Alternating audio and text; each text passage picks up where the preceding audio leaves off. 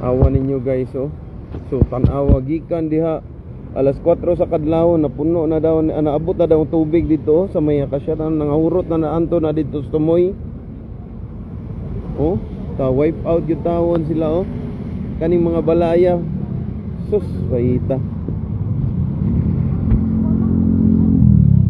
Tanawa ninyo. Sus, doon nga tawon ninyo. Grabe ka. Sug sa baha, uy. Sus. Oh, naabot pa dito ang baha, oh. Sus, nangahurot ang balay, oh. Katong balay dito sa tumoy, oh. Tanawa, oh. Makita ninyo sa mga viewers na to. Oh, hantod pa na dito sa tumoy. Oh, nahurot, na wipe out. Oh, sus ka, grabe. So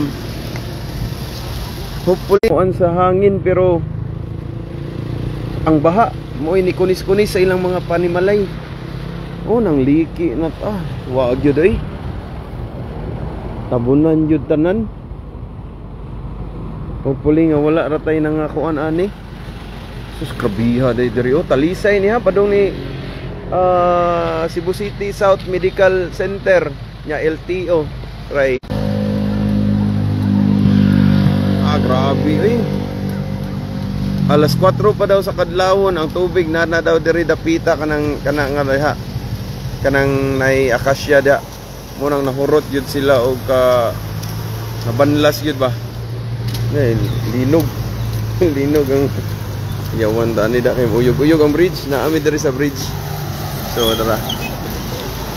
So hopefully nga wala ra tayon sila wala ray na nga unsa, naka-evacuate ra unta kay nag pang recover pa nilang uban, no. Sus. Imagino na nimo dito hanto na dito. Katong murag katumuhon bridge na dito katong sa tumoy. Boss Mick, okay lang sa amin, pero dito sa may Talisay, boss,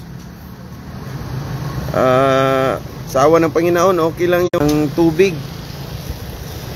Ayan, oh. Malalim yan yung sapa na yan. Kaso lang malakas talaga yung tubig, umapaw. Nasira yung fire, ano yan, yung riprap nila dyan, no? Nasira. Yung flood control nila, nasira. Yun. Ganyan kalakas.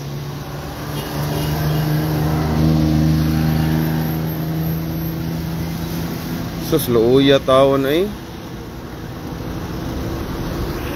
Isla Verde din, hindi? Sus, luuya taon, no? So dara nata kilid ha, nata kilid sa bridge. Kay ganina dito man ta sa kilid sa Mananga. Karon lahi na sa Talisay ka pa ni. Kaning tubig gikan pa ni dito sa bukid. Nya nagsigi paghapog